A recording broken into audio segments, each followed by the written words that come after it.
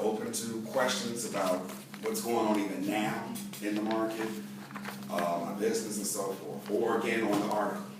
I have a question. It may be better for a one-to-one, so just tell me if it is. Do you have a minimum amount that you prefer to work with your clients? I do. Okay. With us members, I'm willing to help anybody here, regardless of whether you started from penny one. My typical client, my ideal client, has $100,000 or more minimum. To burn, that is the best. To invest, Okay. correct, disposable assets, correct.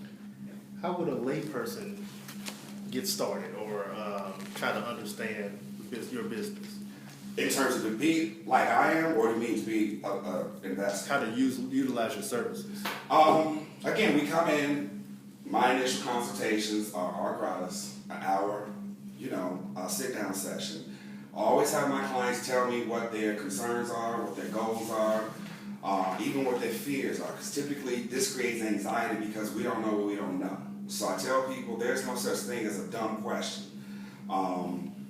I think that we will sit down. If you're serious, I want to do what's called a comprehensive financial plan. I want to take everything from an objective standpoint in terms of what you have or don't have. Look at your assets and your liabilities. We're going to talk about the subjective things like when do you want to retire, or do you have kids, you're trying to put them through college? Are you single where you may not need a life insurance need? If you have kids or have someone that you want to take care of, you have a life insurance need. What I'm really educating people on is that disability insurance is more important than life insurance in either category, because when you're dead, you're just dead. But with disability, you have going to most likely have increased medical expenses, and you're still here. And if you do not have a disability policy, either at your job or your own, that can again turn your life upside down financially. The best plans in terms of business or employee-sponsored plans pay 60%. That's great, but what you gonna do about the other 40%? We're trying to, when you come to see me, we're trying to close that gap, that other 40% of your monthly nut, of what you have that comes in every single month, that you're covered. That's a defensive investment plan when you incorporate insurance, because everything is not always on the offensive in terms of trying to make money. My question is along those lines a little bit. So what do you feel like, what do your clients, do you find, are most unaware of when they're coming in? Or what do you find most difficult for them to adjust to as part of the investing process? Yeah, good question. First one, I don't think that because most of my clients are white, they have a lot less questions about the subject matter in general. What they want to know is, do I want to do business with you? So they're looking at me to see a track record. Most of my business at this point is 100% referral. So they most likely have been sent by someone that I'm already working with. And last year, again, don't listen to anybody tell you that because it was a bad market that nobody made money. I'm doing these reviews now, and my rates of return are coming in between 5% and as high as 25% for 2015. Again, I focused on tech. That's the area that was going to grow. So for those people that did really good with those double digits, they were in Netflix and Amazon and all of these future vehicles, Facebook, that are holding up the economy, because the economy is very weak. And the economy is very different from the stock market. So I think that, second part of your question, terminology. I think when people come in and I try to talk in layman's terms instead of trying to use all the technical jargon, because then you got this glazed over look on people's faces and you lose them. So I try to make it seem like this is going to be fun. We're going to make money as well as have fun along the way. So don't be intimidated by anything that you read or hear on the TV. If I become your financial advisor, call me to set all questions straight, because all that media stuff is sensationalism. That's there to scare you into either taking action or not taking action. Don't listen to that. And it doesn't apply to you, because that's generic information. We want to tailor everything specifically for our clients' needs, which helps to foster those relationships.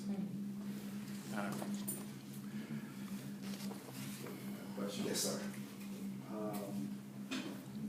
We already know that you're being referred clients, and with your client base being 95% Caucasian, what separates that black client from saying, you know what, it's time for me to use this disposable income and, you know, seek you out or seek another firm out? Right. What's the gap there for those who do have, because, you know, the myth is that, you know, black folks don't have any money, Right. and that's not the case. True. But, you know, we're still behind in those statistics, so what's preventing that client with the capital to say, okay, I want to invest and I want you to help me out?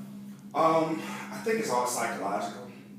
When I was at Merrill Lynch, and when I did see again those black folks that were coming, or investors that were coming in, they never came to see anybody look like me. They went to a white investor. So I again think that we need to get out of that mentality with any discipline, any business, that we're inferior to go to another African American anything. I think that, as we were talking before you came in, I'm at a point now where I can do some altruistic things, and every client that I take on doesn't have to be about the bottom line of the money. But initially, I found myself trying to convince the African American community the importance of this, and that wasn't cost effective for my business at that time. I needed people who were serious about it and needed somebody to invest that money and make the money.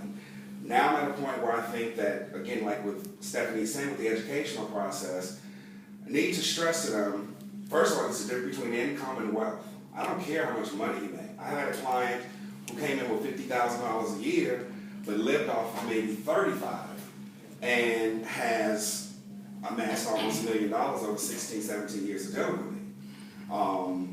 It's about discipline. It's about living below your means. I don't care, conversely, if you make $250,000 a year, but you're spending like you make $500,000. It's not going to work in that way either. So I don't want black people to think that, oh, I've got to make a ton of money to go see a financial advisor. That's a myth. And I'm willing to work with those people who are serious about trying to change, you know, their names, their namesake and lineage. Do you also work with like trusts in which there may be a minor involved? Yeah, we do. I have some because I have some clients who have some mentally disabled kids and so forth, and they want that money that they inherited to be protected and not only taken advantage of with that child, but other people who step in institutions, even the trustees, the banks, try to generate tons of fees, you know, every year to get paid off that trust. So we do step in concert with somebody like a Stephanie, estate planning attorney, or my business partner like a EA or a CPA, to make sure the best interest of the client is retained. Okay.